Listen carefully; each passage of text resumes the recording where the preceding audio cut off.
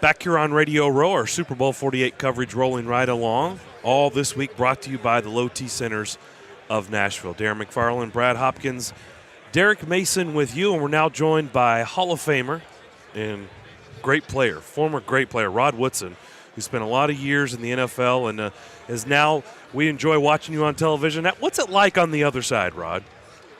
Ask Derek.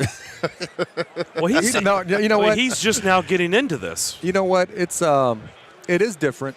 For me, I try to keep it fair. Some guys over-critique, they over-criticize. I watch the games and I just let my truth. I really let the film speak for me. And if you do that, normally the guys respect that because they know if they're playing bad. But if you can't sit there and say something that you couldn't do or you didn't do and you think they should do it. I just think that's, I think you have to be very careful when you're an ex-player coming back into it. I think what happens, though, is that the higher-ups in the media side of it want us to be extra critical of players. Some guys will do it. In my nature, I just can't do that. I'm gonna say what I mean. I'm gonna mean what I say. And hopefully guys respect that. But what you've done in the league allows you to do that, Rod. You're a Hall of Fame player. And because you're a Hall of Fame player, players like Derek and I that played the game, we respect what you say. So there's a difference in who's articulating that as opposed to, just the words coming out of someone's mouth. It is. In a sense it is. But I still think you got to be fair to the guys. When I played, if we had the media outlets today when I first started playing, I played, remember, the AFC Central. That's me too. Yeah. So when I played with the AFC Central, we weren't that good now. We were like 6-10 my first year. Warren Moon and Run and Shoot was working. Cincinnati was working with Boomer and those guys. Bernie Kosar in Cleveland was working. They was killing us out there on defense. A lot more competitive in that AFC Central with Cleveland, Cincinnati, Absolutely. Pittsburgh, and Houston. But I'm saying if we had more media outlets like we do today, they would have looked at me and say, this guy's a bust. Because I was getting beat. But you learn as you grow into this game. Not everybody doesn't learn at the same take, but you hope by the third year you start seeing some glimpses of, okay, this guy's going to be pretty good. Well, nowadays we want these rookie players to play like 5-year vets, and it's unfair to these guys. I think young guys are going to make young mistakes. I don't care what position you're playing. You'll see flashes here and there, but I think we need to step back sometimes with these young guys and say, listen, he's a young player. He's going to make stupid mistakes out there. But at the end of the day, hopefully in a couple years, he'll be very mature on the football field. Is that the approach you took as a coach? Because I know you were in Oakland. It seemed like you were in it, and then all of a sudden I look and you're out of it. Is that the approach that you took, knowing that, hey, I got some young guys, and they're going to make young mistakes, whereas another coach might say, hey, no, this guy needs to start playing right now. We drafted him high. He needs to play now.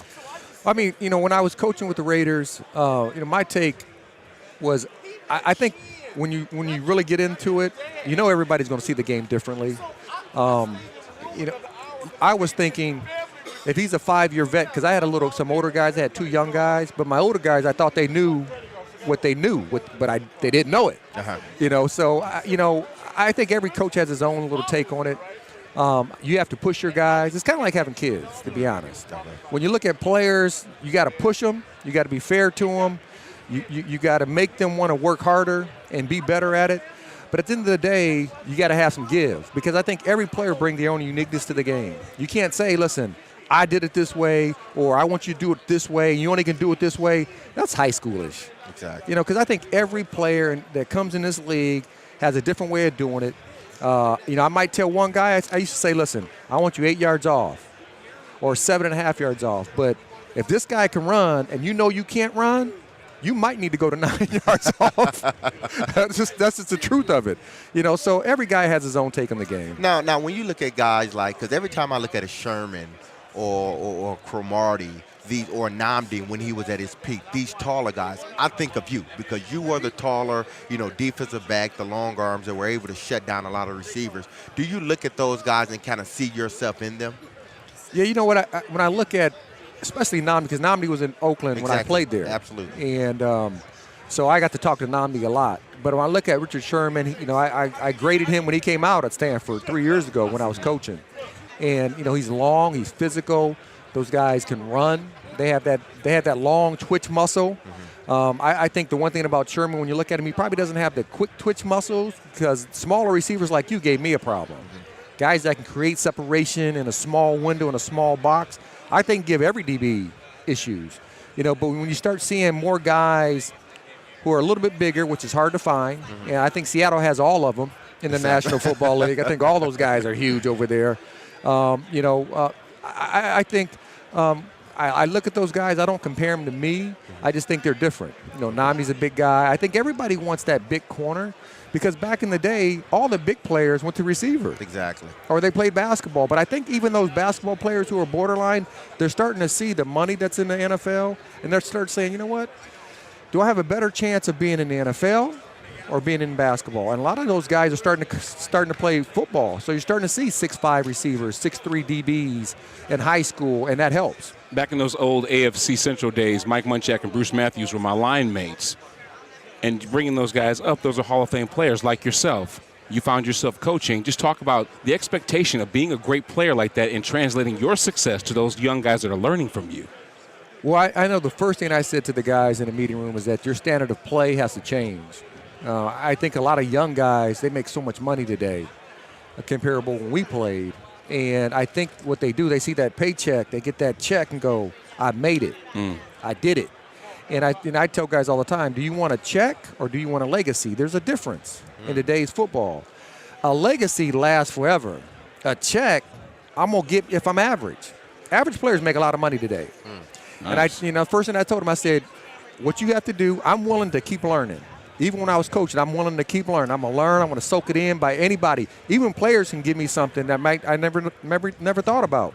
And I said, what you need to do as a player, you need to empty yourself when you walk in a room so somebody else can give you something, you take it.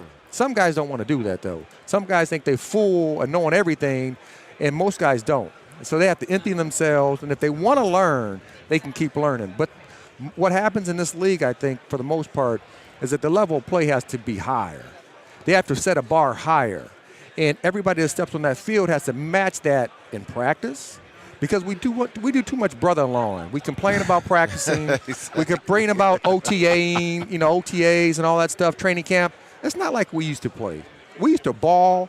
And if even you was my boy, but on practice, I'm going to hit you. Today's game doesn't want you as a player, Rep Rod. I'm going to tell you that right now. They wouldn't. How would you go about Denver's offense? I mean, everybody has their own philosophy. Are you going to be aggressive or are you going to play back? Oh, no. There's no read and react defenses that are good. You tell me one read and react defense in the history of the National Football League that's good, that sits back and lets the offense dictate to what they're doing. There is none. Aggressive defense helps. You take the fight to the offense because they know what they're doing anyway. And I think at the end of the day, I don't think the Seattle Seahawks are going to get away from who they are. They play a lot of single high looks, a lot. They put one of those safeties in the box, and they're either going to be in a man and they're going to be in zone, which are kind of a cousin coverages anyway. Every now and then you'll see some cover 4 with them when they go to a 2-by-2 set.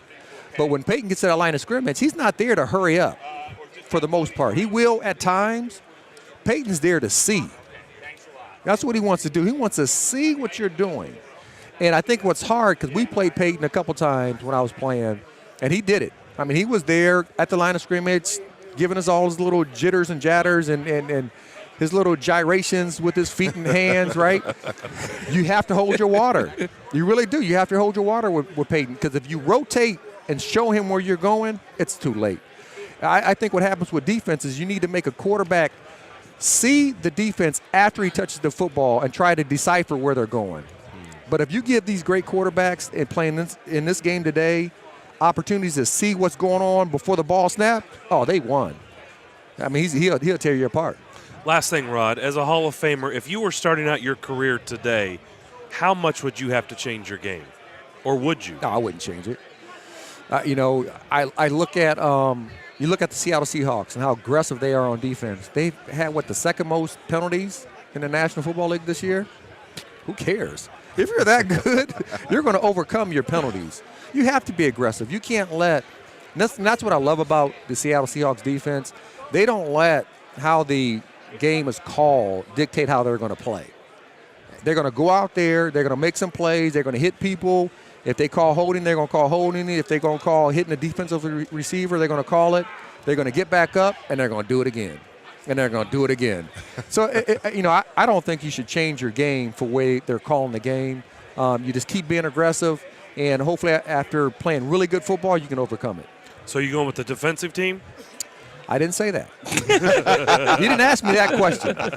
You didn't ask me that question. Now, if you're asking who I think is going to win, I think in a perfect world, if both teams play great football, can Russell Wilson, can he outscore Peyton? Because I think what Jack Del Rio is going to do, he's going to make Russell Wilson beat him from the pocket. If you can let Marshawn Lynch run for 120, but you can't let Marshawn Lynch run for 120 and Russell Wilson scramble for 80.